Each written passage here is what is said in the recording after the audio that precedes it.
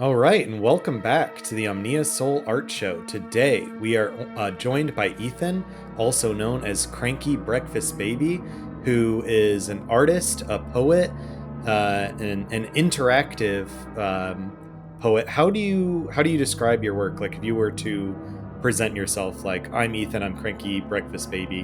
What is your kind of bio that you would put? Yeah, I don't know what I would say. I like making I just like making things. I refer to myself as a digital artist, and I think that covers the gamut. But yeah, writer, poet, whatever. Writer, All yes. of those Writer, things poet, all of digital those things artist. work. Yeah. Yeah, exactly. And so today we're glitching the Cronenberg film Videodrome. And so I was wondering what your relationship with this film is and why did you want to see it glitched on the show today? Sure. I really like Cronenberg in general. I think he's a really fascinating director just in terms of like imagery. He is like so many of his movies are so focused on image that it's like everything else kind of falls by the wayside, and sometimes like the philosophies are a little bit half baked and a little weird and kind of kind of as if maybe an alien or an AI were to encounter like real philosophy and then decide that this is what it was like rewritten as. So I don't know. I like Cronenberg in general, but this film in particular I think just has images that really stick to me, and especially like body horror and yeah, the internal becoming external is something I'm super interested in. So it's just generally a really memorable film, and I encountered it when I was pretty young too.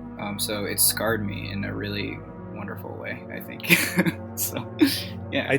I think it's a very interesting and good choice for the show, being that it is about this, like haunted or possessed VHS tape. And a lot of times we do VHS glitches, including, I'm going to have some digital glitches in this episode, but there's going to be a lot of the original VHS as well glitch. And it's funny, I need a new copy. Well, not new, but I need a different copy of Videodrome. My copy is really good for the show, but there's definitely some decay with the tape in general. Like you'll get the big gray bars across the screen where just like the tracking is really off in places, and no matter what you do, you can't fix it. But it's almost like Yeah. a little bit better that way. And I remember the first time watching it, I hadn't seen it before, and so I was like, is it supposed to be like this or not?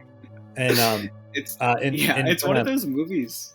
It's one of those movies that I feel like if you saw it glitched, you would be like, "This could work as yeah this." Yeah, yeah. Sorry, go in, ahead. in preparation for the episode, I was watching a bunch of other Cronenberg, including the newest Crimes of the Future. And one thing that really popped out to me, and maybe it's because I watched these movies right next to each other, but the relationship with Videodrome and Naked Lunch, where you're talking about making the internal external, but also the relationship of technology, where in Videodrome you have this kind of sci-fi element and the VHS tape and then going into the stomach, but then in Naked Lunch you have this haunted typewriter that comes to life and becomes this bug monster from using the bug poison as a drug. I think it's a really interesting relationship between those two movies. Oh yeah, yeah. I think yeah. I feel like Cronenberg definitely took Naked Lunch, the book, as like inspiration for some of Videodrome. I'm sure of it actually. And Crimes of the Future has a lot of those. It's funny you mentioned that because I was just having this conversation the other day where it has like a lot of those reverberations that you find in Videodrome philosophically, and I think also just like some of the images, but more just like conceptually. Videodrome and Crimes of the Future have like a lot, like a really intricate relationship there that feels like Videodrome in a lot of ways to me feels unfinished narratively, and Crimes of the Future feels kind of like the natural conclusion of some of the thoughts that Cronenberg was having. So Yeah, I don't know. I really like those as a pair, and Naked Lunch I think fits right in as kind of like that lineage, right? A trilogy of Yeah, of haunted technology, for lack of a better word. yeah, technology in the wrong hands, maybe. I don't Yeah, know. I really liked Crimes of the Future a lot. I'm curious your thoughts. There's parts of it that I understand why people didn't like, but I think part of why I didn't like is maybe because of the hype surrounding it, like hearing about people at Cane's walking out because they're so mortified by it. And then watching it, I thought it was pretty tame by Cronenberg standards. Yeah, yeah, I did too. One of somebody I saw it with had never seen any Cronenberg before, and we walked out of the theater, and he was like, "That was it? Like I heard so much hype about this guy. Like I didn't, I thought it was gonna be so much worse than that." And I was like, I don't know. I didn't know how to tell him that. Like, yeah, that was a more straight down the middle version of Cronenberg, but um, yeah, there was a lot of hype for it to be like really disgusting, but there's really only a couple of times that I couldn't watch. So for Cronenberg, that's like, you know, that's nothing. Videodrome has a lot more of those scenes for me Yeah. personally. Yeah, there's those are tough to either, like, eyes glued to the screen, depending on what mental state I'm in. Eyes glued to the screen, can't stop watching, or have to look away. But disgusting in both cases. Yeah. I was talking to a friend about it and I was like, Crimes of the Future seems, granted I haven't watched his whole filmography, but it seems like one of his like more just like hornier movies where Videodrome's like horny in a more like evil way. Like it's such like a, it's like this very sadistic character who then his like sadism is his like own downfall. But Crimes of the Future, the entire time, it's like it's very horny but very like asexual at the same time. Of just like you like are waiting for the characters to fuck and they never do. Which is like a very interesting choice. But I love the line of like not to spoil because I'm pretty sure it's been in like the preview and in all the articles about it, but the whole concept of like surgery is the new sex, and Yeah. the line of like I'm not very good at the old sex just like stands out to me. Yeah, yeah. I think Cronenberg generally makes really horny movies. Yeah. Crimes of the Future is, yeah, it definitely plays up that. I mean, like, sex is directly referenced in a lot of his movies. I think Crash as well. His adaptation, his air quotes adaptation of the J.G. Ballard book, is also like extremely sexual. But Crimes of the Future does have like, it's like a little more direct. It's a little more like everything is revolving sex. It's not like it's not like a side or like a tangent to any of the action that's going on. Like it is almost the whole thesis of the thing is about the sexual nature of the surgery, which I think is interesting. And again, also makes it feel like this natural conclusion to what Cronenberg's been working toward. Have you seen A History of Violence?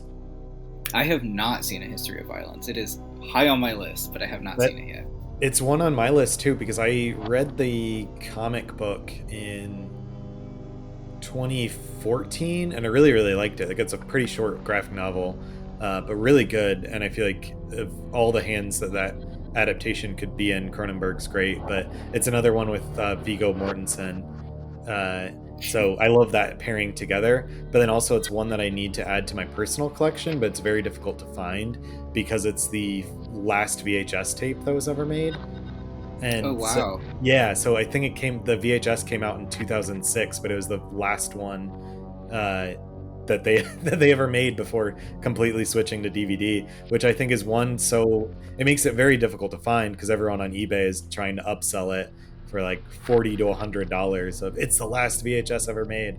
But it's pretty cool to like have Cronenberg, who's had movies directly referencing VHS such as Videodrome, and then to bring that in with being the director who had the last VHS ever made is pretty interesting to me.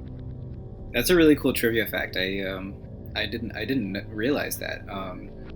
I guess, yeah, I would have expected there to be another, another mass release VHS tape like a few years later, but that's really fascinating.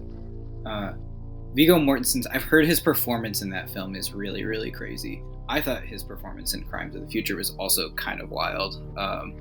Apparently he got hurt before, like he got in a car accident or something before filming, and so he was actually genuinely in pain when he's like grunting all the time. Wow. Okay.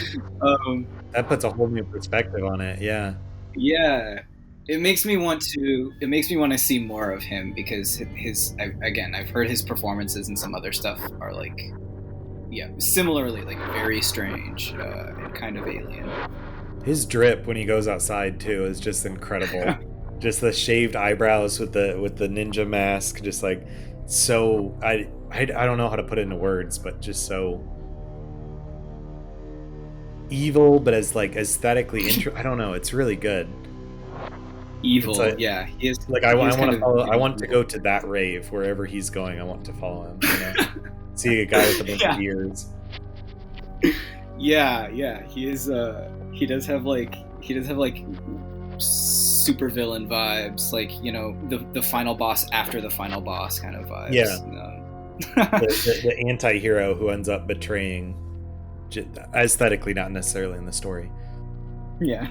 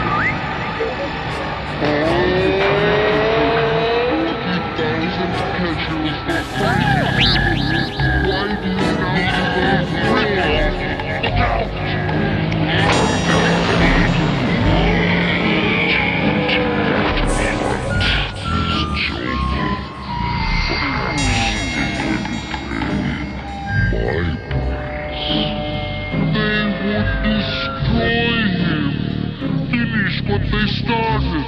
I am here to save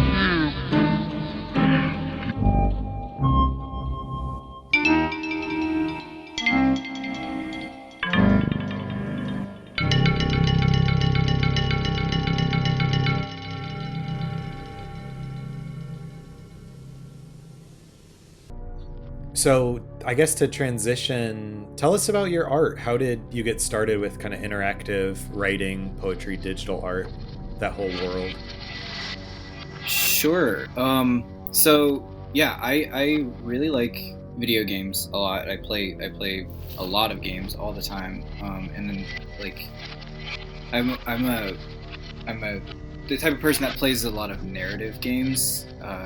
A lot of JRPGs, RPGs in general, but JRPGs and things. So as a kid, I was really fascinated by like obtaining all the endings, or like meeting everybody in the story and making sure that I like dotted my I's and crossed my T's and like did everything I was quote unquote supposed to do, right?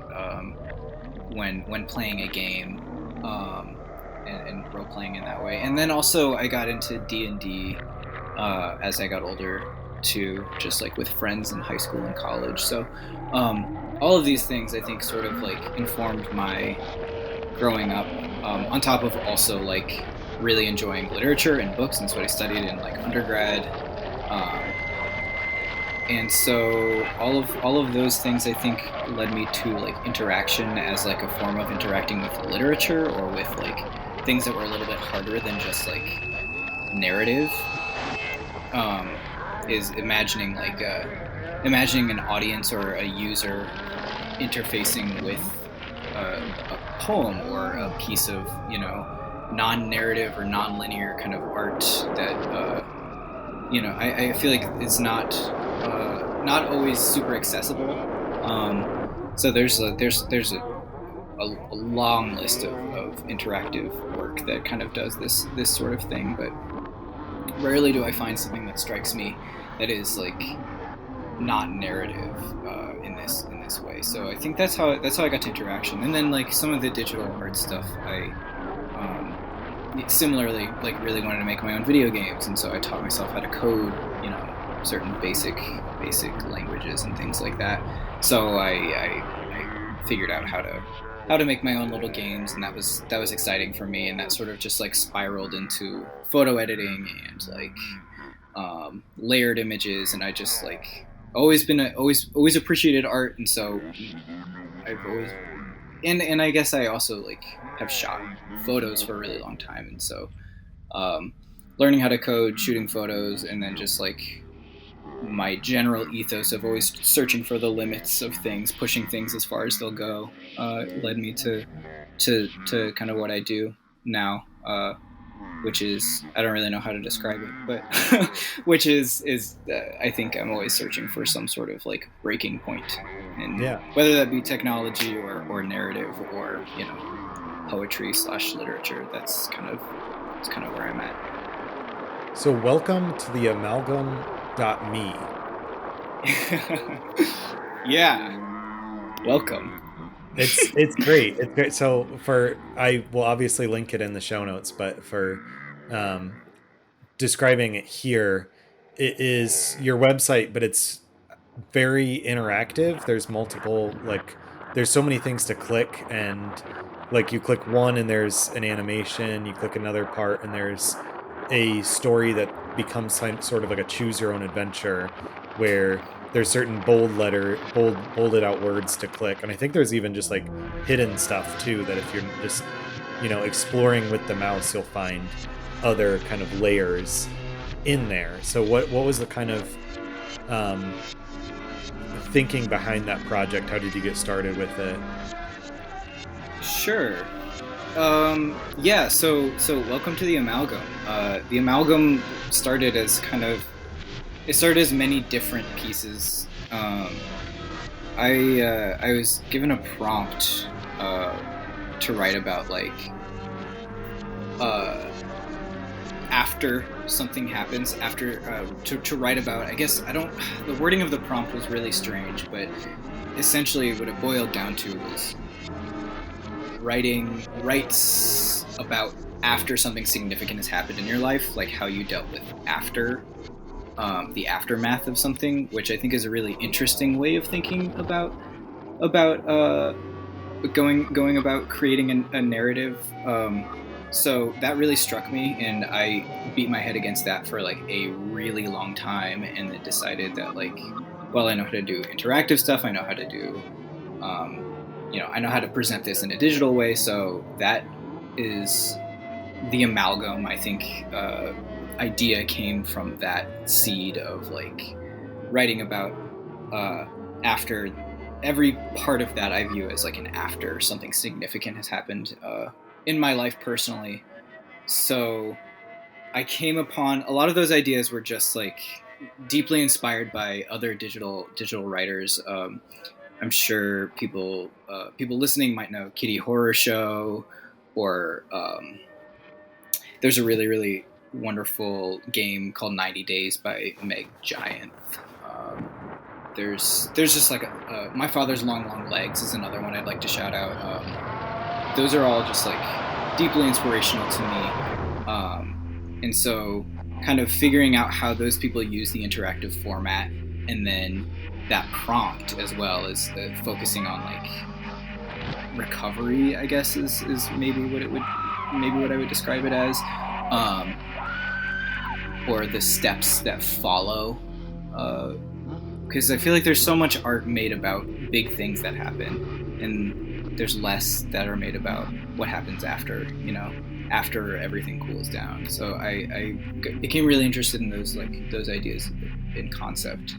And each piece was derived kind of with the whole in mind. So I wanted the whole thing to be the Amalgam at the end of it, and going about different events or the aftermath of different events from different angles. So there's parts of repetition, there's parts of complete nonsense, there's parts, like you mentioned, animation and like kind of obsessiveness, obsessive walking and pacing, and that was born of some consideration of walking meditation and things like that I was thinking about. And then there's like pretty traditional interactive narrative with a lot of secrets, which I think comes from the video game background I was talking about. I love secrets. So those are all just like pieces that I knew eventually were going to come to something, and that's what I came up with. It's a website that I don't know. I think the website itself, maybe I can't say as much about it as it can say for itself. So hopefully folks can enjoy that. The mentioning of kind of walking meditation with the website kind of reminds me of, it's almost like a visual labyrinth in a way, of just you turn a corner, there's like a paragraph written, you click something else and it generates something new. And so just thinking about that meditationally, my mind instantly went to like the labyrinth, where there is that set destination, but you're not just walking directly to the middle. It's you're walking, you're turning a corner, you're walking again, and it's very much about the journey through that. And so what you're talking about, like with recovery and healing too, it's not about just the big event or the feeling kind of free, but the kind of the path that takes to get there, and kind of a visualization of that. Yeah, I think I get a little irritated. I think there's a level of respect that I want to be shown toward that kind of journey that isn't always, like, where people, often imagine recovery or like, becoming as like this thing that eventually ends. And it never really does, right? So it's always a part of you. And so I think that's a big part of what I am attempting, is just to depict or speak to that like infinite, which maybe may or may not be successful, but I that's definitely what I was thinking about when I was making it. It's just like, this isn't over, and this never will be. Like it just loops on itself. So, and you recently graduated from the School of Art, the Art Institute in Chicago. Was this your thesis project? Was this part of your thesis project?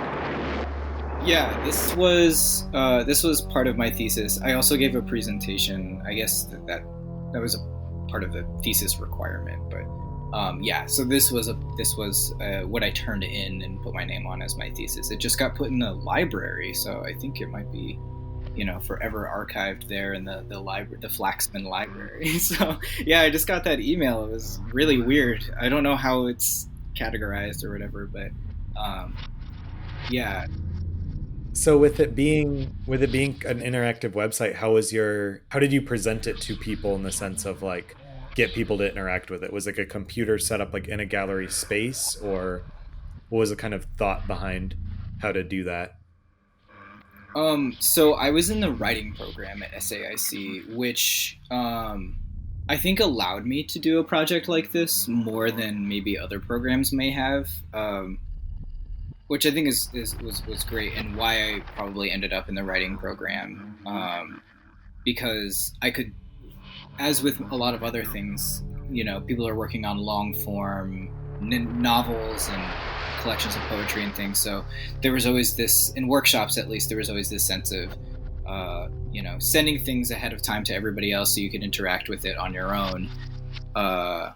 And I even said the word interact. Most of the time it was just to read things on your own before you came to class, and then you talked about it, because nobody could read 60 pages in, the 15 minutes before class. I mean, I guess some people can, but that was, I think that freed me up to like kind of explore and know that I had a captive audience that nobody could, I mean, people I'm sure did not do it, like reread it every single time I gave it to them, or made small edits and sent it back to people in my workshops. But I always knew that somebody was going to have something to say about it, and that like more or less it was a requirement to reread things. And so I was able to send that link and just like allow people to have their private moments with it, which I think is a cool way to set it up. I have a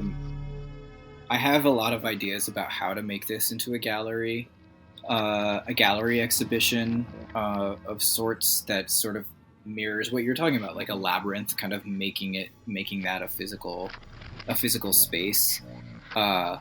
Resources and like space are really my two biggest hurdles right now in figuring out how to get that done. But I do have a lot of ideas and a lot of prototyped kind of like models of how to get that done. But I would eventually like this to see how this might work in a gallery setting. But as far as my time at school went, it was almost always I was able to send it to people, and they were forced to read it ahead of time, which is kind of wonderful. With your kind of ideas of in the future doing in a gallery space, what is your kind of, I guess with it being a website, is it your ideal with someone interacting with it? Is it kind of on the computer, and is that part of the piece, you think? Or do you think it's different, like a different experience on the phone versus the computer versus a tablet? What is I don't know where I'm going with that question, but just yeah, I guess kind of what's your ideal way to interact with the piece? Yeah, that makes sense. Yeah, the different modes that we might interact with something on the internet. there are a lot of references stylistically to like web design and like early web design, especially like Web 1. Stuff that I really aesthetically appreciate, and that I think a lot of my aesthetics are informed by that kind of thing. So, yeah, ideally, I would like people to look at that on a computer. It isn't optimized for mobile, so there's some things you can look at it on a mobile device, on an iPad or an iPhone or whatever. But there will always be things you miss without having a cursor to move around, which I think is really fun. Having that, having secrets hidden beneath like the very rudimentary like motion of just moving a cursor around a screen, which we're also familiar with, right? I find that to be like a really wonderful mode of discovery and almost a tactile thing. So in any case, yeah, that is the ideal. That is the ideal way, but I can't get mad at anybody for interacting with it the way they want to. So it's that's with any art, like you're going to tell people what to do and then they're not going to do it, and that's I'm the type of person who would be told what to do and then immediately do something different. So I have to account for people like me. So that's just the way these kinds of things go, I guess.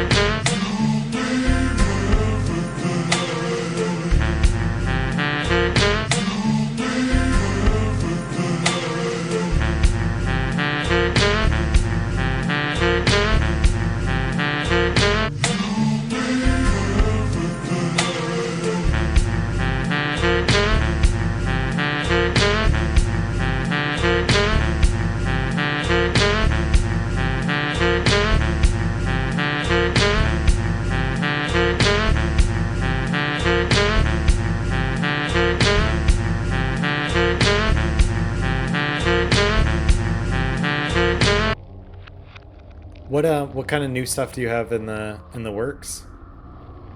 Oh, that's a great question. I for some reason, I you mentioned I just graduated, and I am really happy to have had these experiences that I did and work with the people I did.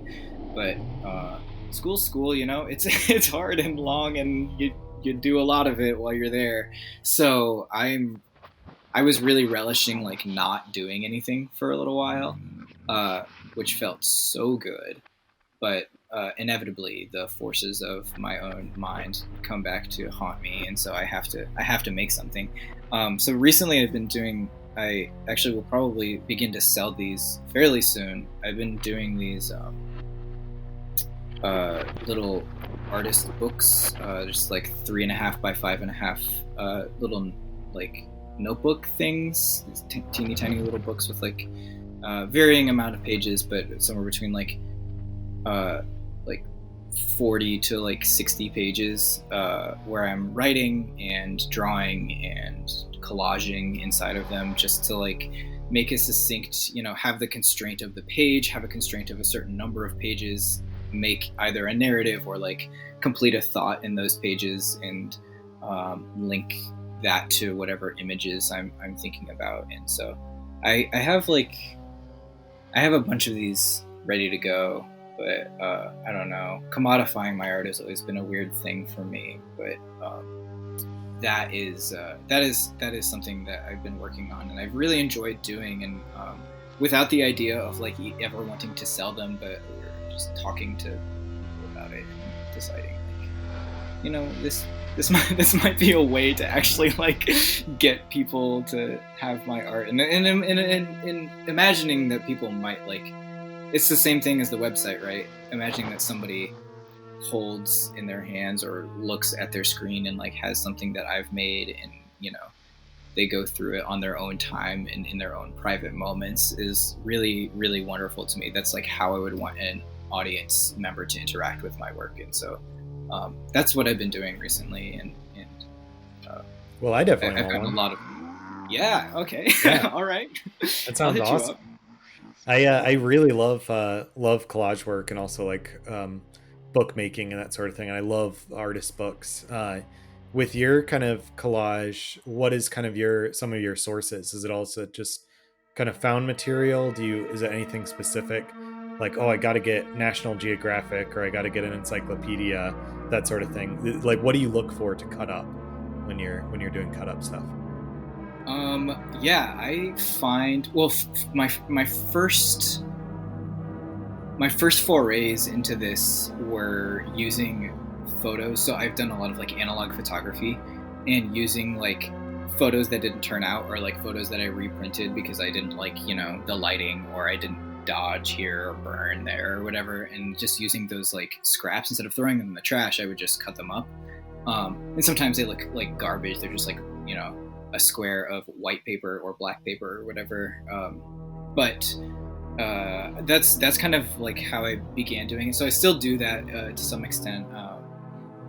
But I use a lot of advertisements too, like things that I find in magazines that I read, or just paper advertisements that you see laying around that are like out of date. I'll pull off like storefronts and take them home and cut them up. Or I often just will like be somewhere, see an image that strikes me, and then like take that piece of paper home to eventually do something with. So I just have boxes full of garbage that I eventually plan to do something with, and I guess I am doing something with now. But that's my sources come from pretty much everywhere, but a lot of it has to do with like either my mistakes or just my daily life, like going about the world and seeing things advertised to me, and figuring out how I can repurpose that into something that is more interesting than a simple advertisement. Yeah, I do think it's almost like inherent in, not in every type of art, but just in being an artist in general, as being somewhat of a garbage collector. One of the latest things I've been doing is collecting lottery tickets whenever I see scratch offs just thrown on the ground. I've been picking them up. One, double checking, make sure it's not a winner. It never is. Two, I really want to work it into my painting work, like gesso some on canvas and paint over it. But then I hit the jackpot. I went to a gas station the other day, and there was a trash can next to the ATM, just with a full like stack of scratch offs. And I just asked the clerk, I was like, "Can I take these for an art project?" She was like, "Yeah, sure." So and there's nothing else in the garbage can. It was just full of lottery tickets. So grabbed a full stack, and now I've got plenty of material to work with. It does sound like you hit the jackpot. You make sure you check all of those because you may have actually hit the jackpot. Yeah. Yeah. It's amazing too, because since it's so many different people, everyone has their own scratching techniques. Like some people scratch all the way, even if it's a loser, they look to see what prize was underneath that they could have won. And some people just scratch the littlest bit, like, oh, that's not the number I want, and just go on to the next one. It's like you didn't even fully unveil the number. You're either just have played so many that you know instantly it's not it, or you're just like, I don't know, going too fast. That's really wonderful. That's those are cool little like just like discoveries you make when not there's something to be said about those discoveries you make when you're like collecting, or you're like just trying to you do the same thing over and over again, or you see the same things over and over again, and eventually you start to like understand the rhythms and the ins and the outs. It's so funny that everything that like the human element is there, like in absolutely everything that you're, it's awesome to hear that you're discovering the scratch off techniques of individuals when you're just like collecting these tickets. It's amazing. So to bring it back to the beginning where you talked about playing video games, for the viewers at home, Ethan and I used to have joint custody of an Xbox. And I was wondering, and then I eventually gave you over custody because I realized I never played it. But what have you been playing lately? What games have you been up to? I've been the joint custody. Those are what good days. I have been playing a lot of stuff on Xbox Game Pass recently. What an insane service! That is so wonderful. I recently played the new Teenage Mutant Ninja Turtles game, Shredder's Revenge. I need to play that. Oh my god! It's very similar. I keep talking about it with people who come into the store, and also I've got our friend Kurt has been playing it, and it just, what I've seen of it looks amazing. Like, it looks so fun.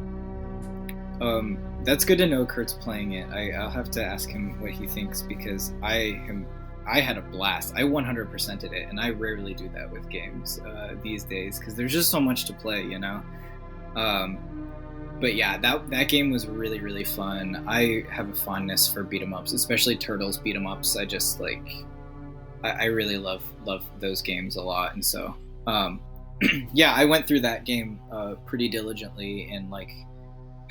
I played so much of that in such a short span of time that like I feel a little burnt out. But there's a few other games I've been playing. JRPG called Live Alive is coming out later in July, and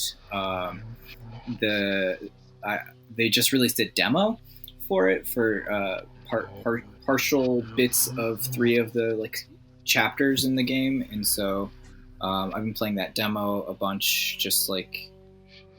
Similarly, like very excited about this game coming out, and so I'm just like, stalling and playing the demo over and over and over again. So while I get hyped for the game. That's coming out on Switch too, right? Yeah, very excited. Yeah, I remember. I think that was part of the Nintendo Direct, if I'm not mistaken. Where I just remember I didn't know anything about the game, but the graphics looked like a lot of fun. Yeah, it's a game that's kind of mythic in my mind, where it's been compared. It always gets compared to Chrono Trigger, which is one of my favorite games ever, and it is a square RPG from the 90s, the height of the Square RPG, which it just has a lot of things going for it, and they're remastering it in that HD 2D, which is like so beautiful. Yeah. It looks amazing. So I'm very excited for the full game to come out, but I'm having a lot of fun with that. Yeah, they announced that in a Nintendo Direct, and it felt very out of place, I think, for some people who were expecting big first party games, and it's like this. It's one of the very few Square RPGs from that mid '90s era that people don't really know everything about, which is awesome because it never made it out of Japan. So I've never gotten to play the full game before, so I'm very, very excited to play it. Oh, I also there's like summer sales going on right now on like Steam and the Nintendo eShop, and I bought this game called Ape Out, which is well, get this, you're an ape and you're getting out. And it's pretty awesome. It's just a top down run based game where you're trying to get out of captivity. Okay, you trapped by like poachers or in a zoo, or where are you trapped? Kind of unclear. The narrative is not really important. I think it seems like you're in jail. Okay. Which is weird to put a gorilla in jail. So maybe I missed something. I don't know. I wasn't really paying attention when I first booted the game up because I was like, it was like $3. So I was like, whatever. Like, we'll see what this is about. And it had been recommended to me a long time ago, and I never got around to it. And so, yeah, that game is really fun. It's super quick, like run-based game. You just you do a run, you fail, and then you can be done for a little while if you need to be, which is really fun. Drop in, drop out, which I'm always looking for games like that. So having a lot of fun with that one too. Yeah, I don't know. There's probably other things, but those are the three big ones: Turtles, Live Alive, and Ape Out. Yeah, I need to get Turtles with my next paycheck because I played a lot of I remember playing it at my friend's house or watching my friend's brother play it a ton of the Turtles games on either NES or SNES. And then also I remember going to the same friend going to Godfather's Pizza. Our family were friends, and so we'd go to Godfather's Pizza, and it was one of those things where they wouldn't actually give us quarters for the arcade, but we would just pretend like we were playing and just watching the demo.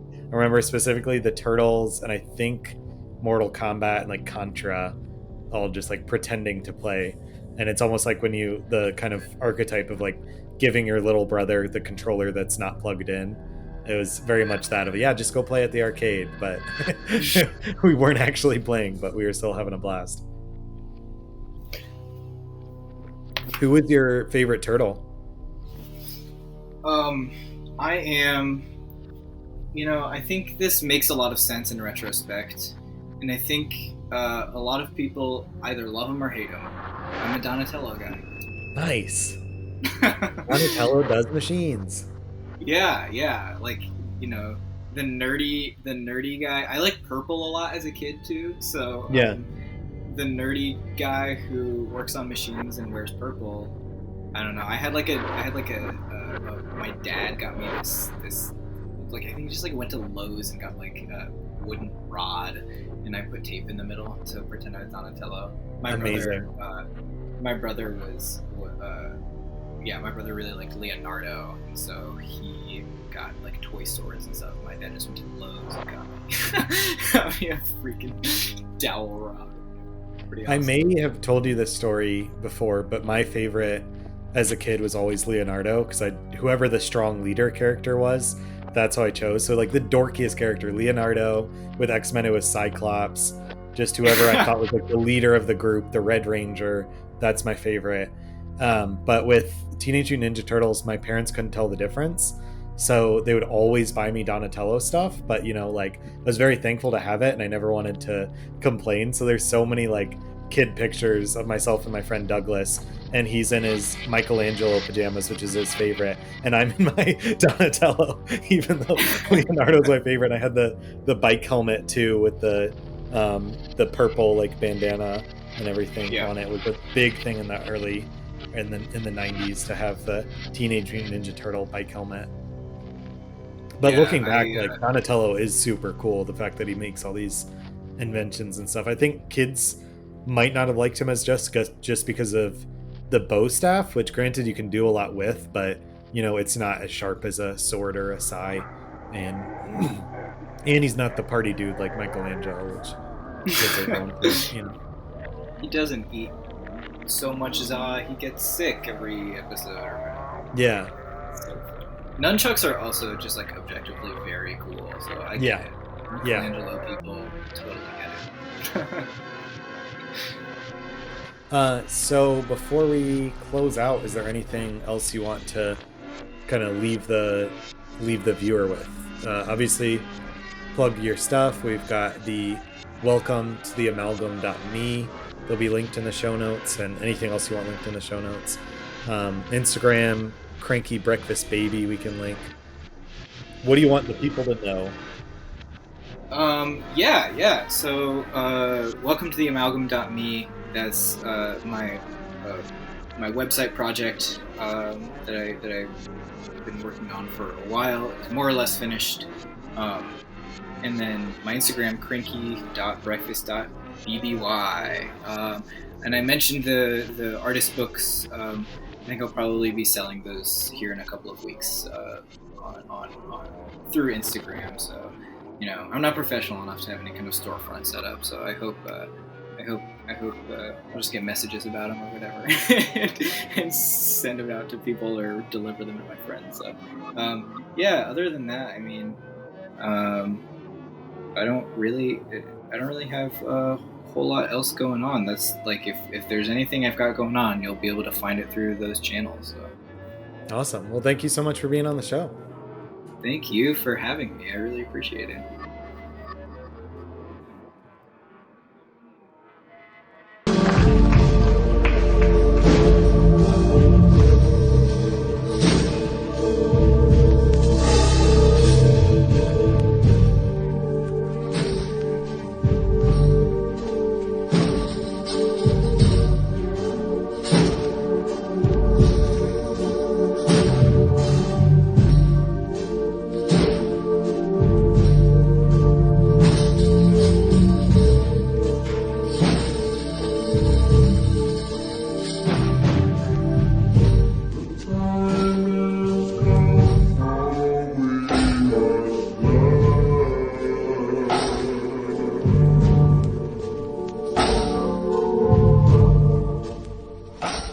Be